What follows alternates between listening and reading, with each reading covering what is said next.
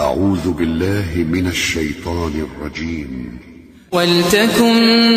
منكم أمة يدعون إلى الخير ويأمرون بالمعروف وينهون عن المنكر وأولئك هم المفلحون. ترون بعدي أثره ولا باشا من أثر دبين أثر واتا أو يد صلاة داران يقدن حقي تو دخون حقي تو لبو خويا دبن بيغمبري خوا دفرمين عليه الصلاة والسلام بلان برياري بيغمبري خوا عليه الصلاة والسلام علاجي بودان كتيب كين لو روجدا آية بخروج مظاهرة وبتقداني أمن وأسايشي ولات ياخذ باب زين بيغمبري خوا تدفرمين عليه الصلاة والسلام وأمورا تنكرونها وهندك شدة بينك بيتان خوشنية كخرافة بيتان باشنية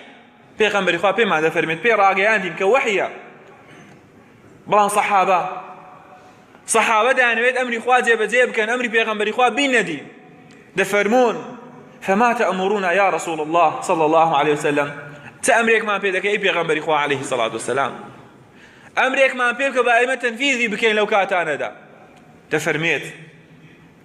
أدوا إليهم حقهم أو حقانيك إيوان لسرنقوية جيب كان أيوة حقي خويا عم بدني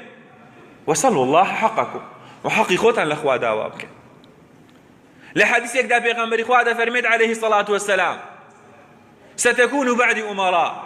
ده صلاة داران يقدر لباش إيما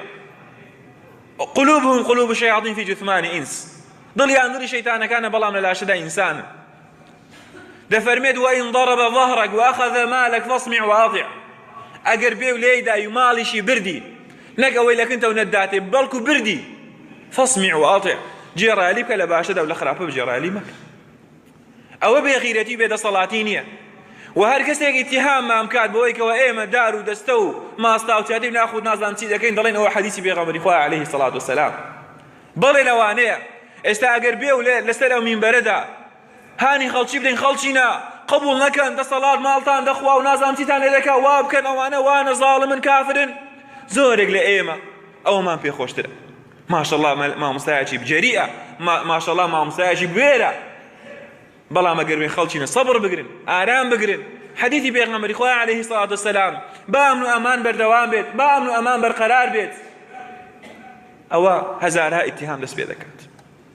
بويا بكار هناني وحديثيك بلي من قتل دون ماله فهو شهيد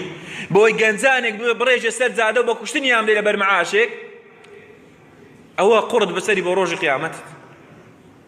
هر كسيك بكشتني ليلة بروج قيامت لبو معاشك بيقمان أو شرعي إخوانية